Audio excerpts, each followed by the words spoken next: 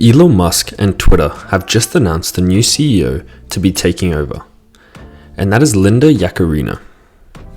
Recently appointed via a tweet that was announced by Elon Musk, says the former NBC Universal advertising chief, Linda Yaccarino, will be Twitter's next CEO. Today I wanted to go through the importance of this, what this means for Musk and his new roles, Twitter overall, and how the overall stock market will probably react to this news. I also wanted to go through the recent Disney earnings and what's happened with subscriber issues, the Google AI event, and just my overall portfolio and how things have been tracking. First, we'll go through the new hire at Twitter. As you've probably heard or seen, Elon Musk will be stepping down from his CEO role in 6 weeks and will be going to the Chief Technology Officer role. He announced, "I'm excited to welcome Linda Yaccarino as the new CEO of Twitter. She will focus primarily on the business operations while I focus on product design and new technology." He added, "Looking forward to working with Linda to transform this platform into X, the everything app." The announcement came after Musk said via Twitter that he would step down from the role and that there'd be a new CEO of the social media website. Although he didn't name the new person, Musk said in the tweet that the person would start in about 6 weeks. Yaccarino joined NBC Universal in 2011 and has risen to the top of the global advertising business. On Monday, the ad chief was slated to take part as NBC's Universal Upfront event at Radio City in New York. This is an event that she normally runs and is the heart of. The sales presentation, the company along with its media peers make the advertising industry every year. The longtime executive will bring a wealth of relationships to the top chief marketing officer and other advertising executives to Twitter at a time when the platform has seen advertisers flee, therefore losing billions of dollars after Musk's takeover last year. Musk completed a $44 billion acquisition of Twitter in October last year, soon after he fired the company's top brass and laid off thousands of employees. Many companies halted their ad spend on the platform since Twitter has increased in offensive speech and so on, as several advocacy groups have documented. In an attempt to make up for the loss of ad revenue, Musk has created a new subscription service, Twitter Blue, which offers features such as the capability to compose longer tweets. Yaccarino and Musk sat together in a keynote interview at a marketing conference in Florida in mid-April. During the conversation, the two discussed the role marketers play in the future of Twitter, as well as its position in cultural conversations. Overall, going through the two articles, the main thing I could focus on and get was that Twitter was trying to bring in someone experienced to bring advertising back to the platform. For all social media platforms, advertising plays a massive place. Even if you look at LinkedIn, Instagram, Facebook, ads is what generates a massive amount of the income. They do have their new Twitter Blue, which was mentioned, and yes, everyone wants a subscription model because that means a bit more consistent revenue during ups and downs, but it's not something the company wants to rely on in the long term. And yeah, hopefully bringing in someone who has the experience and has been in these positions, leading marketing, and Elon Musk will still be there. As it says, he'll look after the technology and product side of things, but having his name off of it as well, I think potentially will help hopefully bring people back to his platform and for his sake, and hopefully get things running back the way they were. Overall, as anyone who's probably used Twitter, you probably haven't seen any issues with the app in regards with, they cut the head count down drastically. I saw something about that they only have 1,000 employees or something on that line, and the app is still working fine. You cut down that many people and you think there'd be issues, bugs and stuff, but it's still working, still functional. It probably does show you that maybe that many employees was not necessary. And again, you see cuts coming across all tech platforms, all tech companies, even outside of tech now. And the app seems to be working fine. The company seems to be saving money then, and bringing in someone to hopefully increase the revenue so they can turn Twitter into a money printing machine. That is their goal. And on top of building a strong platform that advocates for free speech and so on, it has been a bit of a controversial point of view since he has taken over. but that's not really something I don't use Twitter that much, but if I do ever use it, I've never really had any real issues on it, but it's never been something that's kind of been my primary source of information or something I'll have with my friends on it. In regards with the stock for it, Twitter is a privately owned company, which means the everyday investor can't invest into it, so it's not going to affect anything that way. But Elon Musk does have other positions, such as Tesla, for example, which has had a rough year, to say the least, down 35% pretty much. And even, you look at the last month, 3 months, it's just not been very good. Hopefully this will encourage, as he's taking a step back from this role, to step back into a bit more into the Tesla side of things. I know he's also doing this stuff for his other ventures, such as one of the spaceships. But as someone who used to be an investor in Tesla, it will probably be interesting to see how the stock reacts and how people react to him stepping down. He'll still obviously play a major part in Twitter, but I guess we'll just have to see as time tells. More news was around Disney. Disney shares sink nearly 9% after the company reports streaming subscriber losses. Disney did report back-to-back losses for their recent quarters. They did actually apparently beat out on earnings and revenue, I believe it was. The company posted profit and revenue for the period, but it's around the Disney Plus subscribers. And again, what's something you're going to cut back on when life gets expensive is the unnecessary extras, and Disney Plus does kind of come off as one of those. I know it's more of like a luxury subscription. I'd even compare it to when I say like Netflix.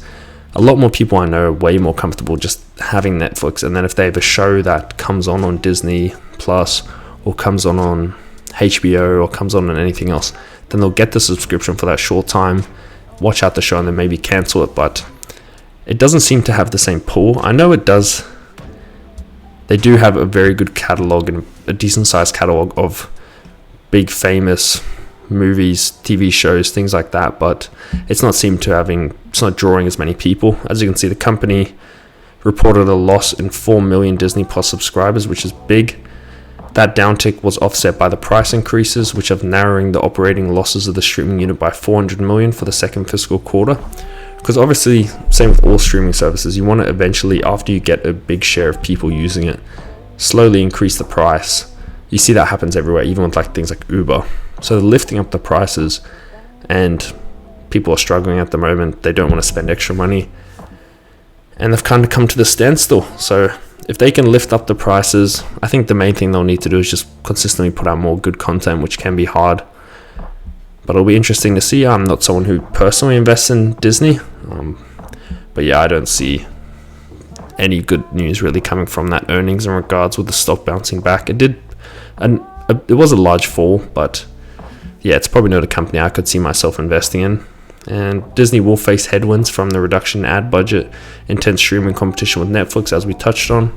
Again, Disney is more than just a streaming company at the end of the day. They offer their theme parks, they own a lot of companies, but I guess the streaming side of things is a major player in it, and it's something they've invested into a lot. So it will be interesting to see what happens with the company in the long term and with their streaming services.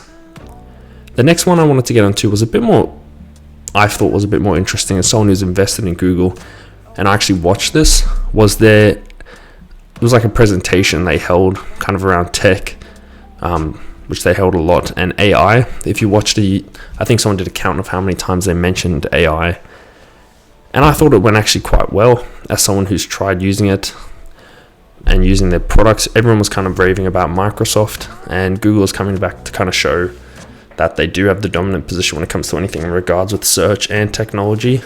Shares of Alphabet are trading at their highest level since August on the heels of Google's artificial intelligence announcement as its development conference on Wednesday. The stock rose 4.3% Thursday, closing at $116.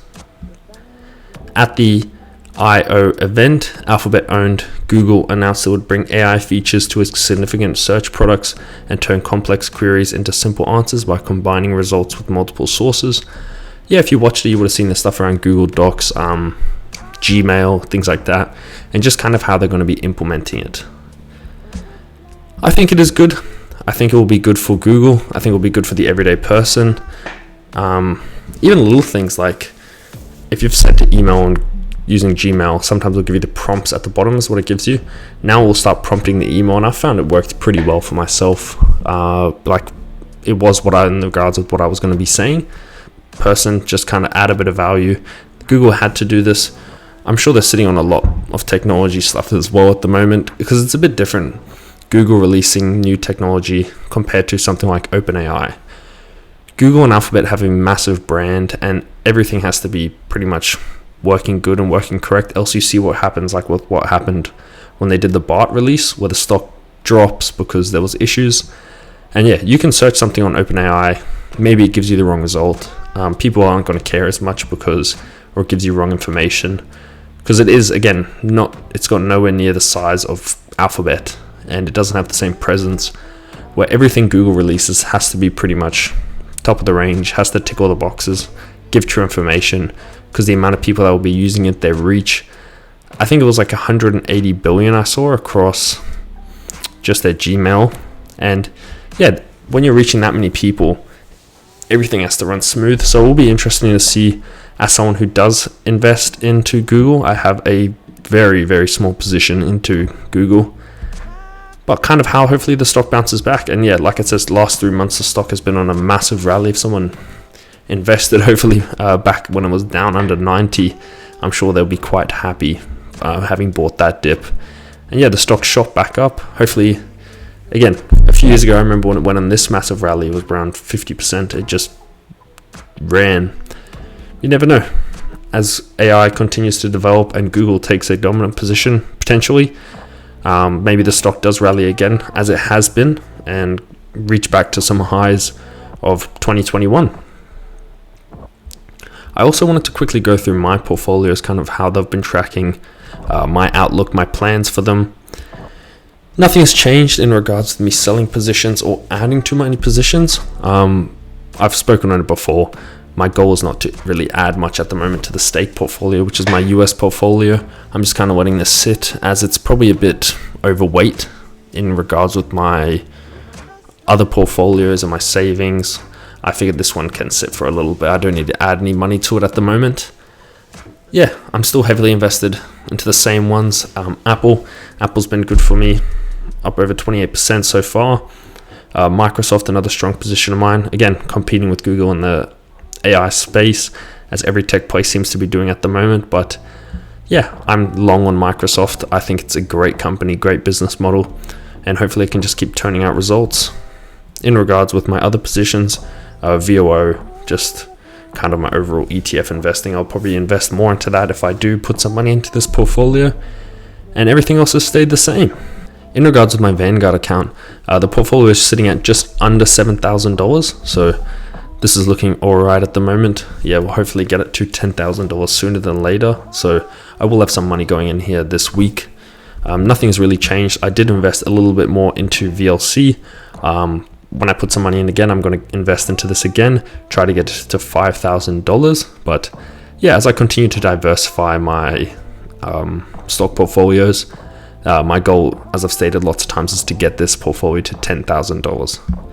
My stake portfolio was to get it to 20,000 AUD. It's now gone over that because of the stocks kind of bouncing back. So yeah, just kind of trying to focus on my savings and then putting money into my Vanguard account. That was all today. Just kind of wanted to go over the new Twitter hire, Disney shares, Google, and just my overall stock portfolio, how it's been tracking. If you had any questions or your thoughts on the hire, leave it down, but that's just my take. Cheers.